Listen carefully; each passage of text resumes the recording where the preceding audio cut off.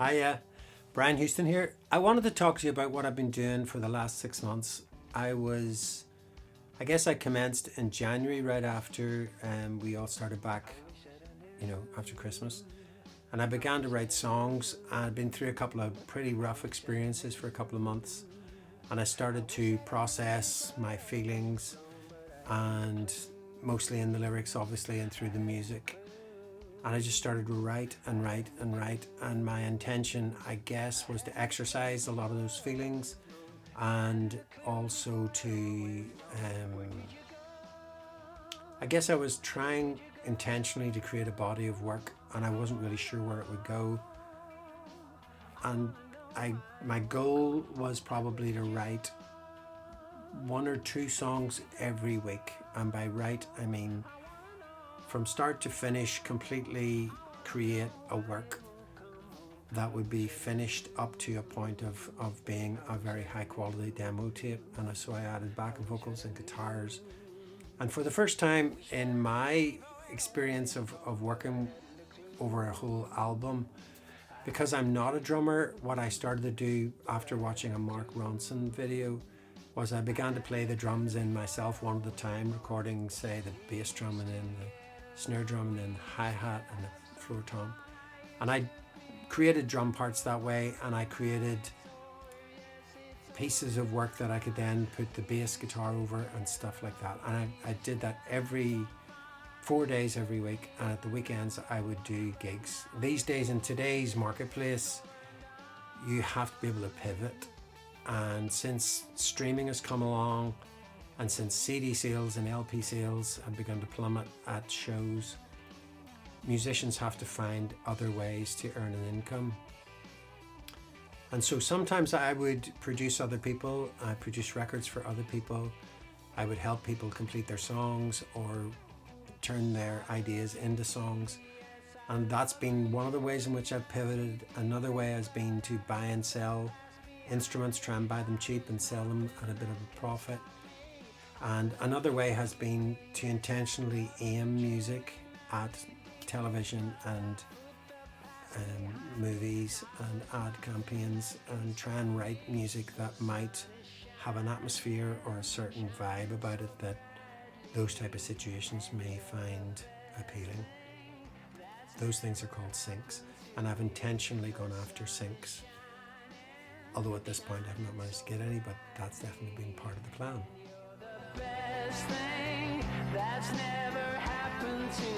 So my initial goal would have been to write 20 songs, and I actually got to the point where when I'd reached about 20 songs, which probably took at roughly 2 a week, I guess it took me 10 weeks to get to the point where I had 20 that I thought were of a decent enough quality. And there would often be other songs that I maybe started and didn't finish because I didn't think they were going anywhere, or ideas that I have on my phone, which after listening back to the idea, I was going, what was I thinking?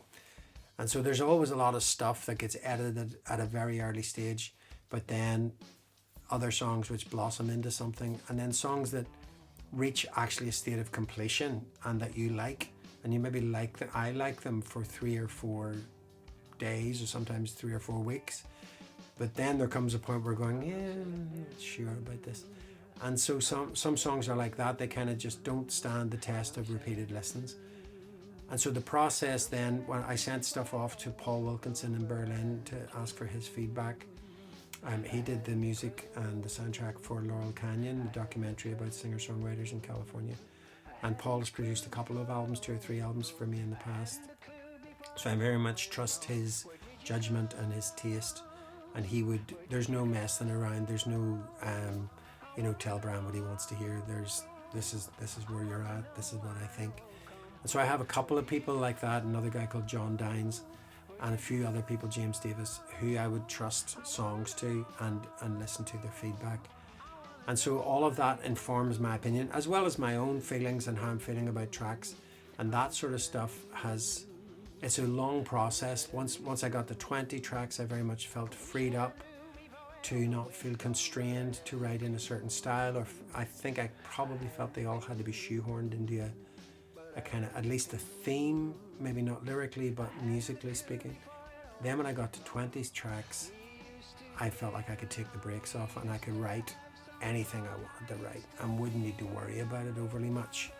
And that's when a whole other direction of music came in, and I began to explore areas that I hadn't in the first 20 songs, and that was very liberating and freeing. Now it's over, yes, it's over and done.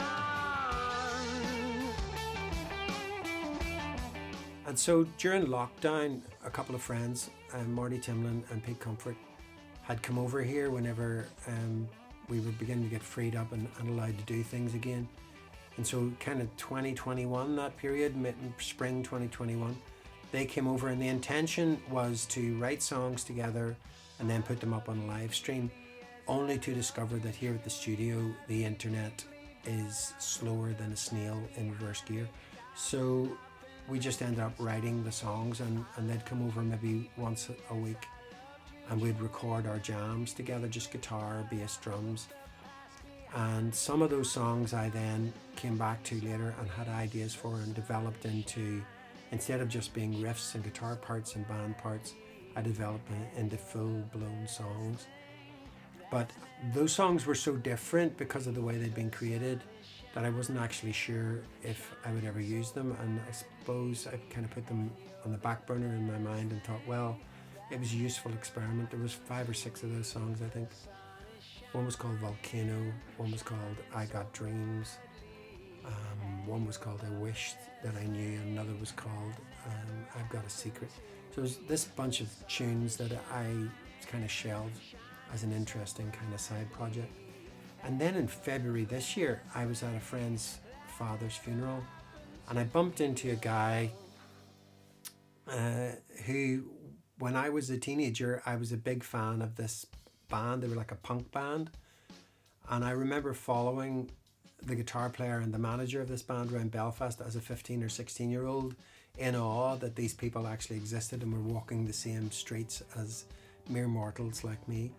And so I bumped into the drummer from that band who I'd never met before, and we got along like a house on fire, chatting away, eating sausage rolls and cocktail sausages, warm, not like England where you eat them cold, barbaric behaviour. And we got along great, and we chatted about his band, and he told me some stories and described some things which I had no idea what they were about.